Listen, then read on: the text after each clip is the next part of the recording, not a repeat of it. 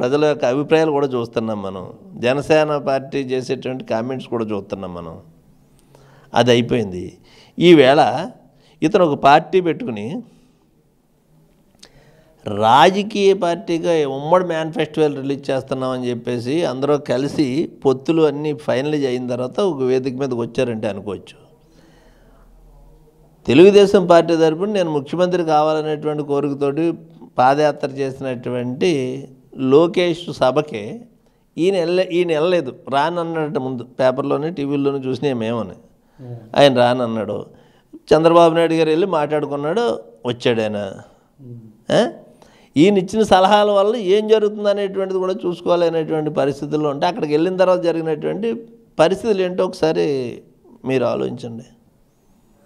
అక్కడ లోకేష్ ఆ పార్టీ తరపున ముఖ్యమంత్రి అవుతాడనేటువంటిది ఒక ప్రచారం జరుగుతుంది. దానికోసం ఒక పాదయాత్ర ఒక కార్యక్రమం చేశారు వాళ్ళు.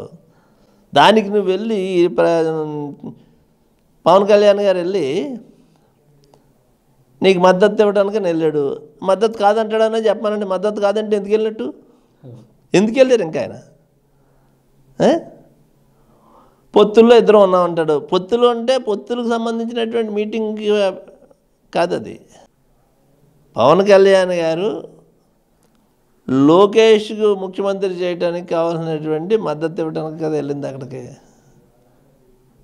ఇంకా పార్టీకి జనసేన పార్టీకి లో పనిచేసే నాయకుల పరిస్థితి ఏంటి? ఎంత ఘోరంగా బాధపడుతున్నారు వాళ్ళందరూ. నువ్వు ముఖ్యమంత్రి అవుతావు అనేటువంటి ఉద్దేశంలో పళ్ళు మానుకుని డబ్బులు ఖర్చు పెట్టుకుని రాజకీయాల్లో సంబంధం ఉన్నవాళ్ళు సంబంధం లేనివాళ్ళు దేశాల నుంచి వచ్చి నీ ఎంపడబడి తిరిగేది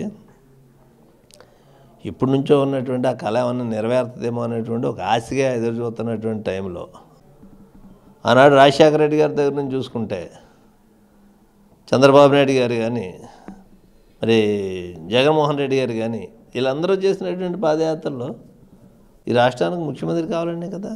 మరిన్ని వీడియోస్ కోసం ఛానల్ ని సబ్స్క్రైబ్ చేయండి. లేటెస్ట్ అప్డేట్స్ కోసం వాట్సాప్ ఛానల్ ని ఫాలో చేయండి. అండ్ లింక్ డిస్క్రిప్షన్ లో ఉంది.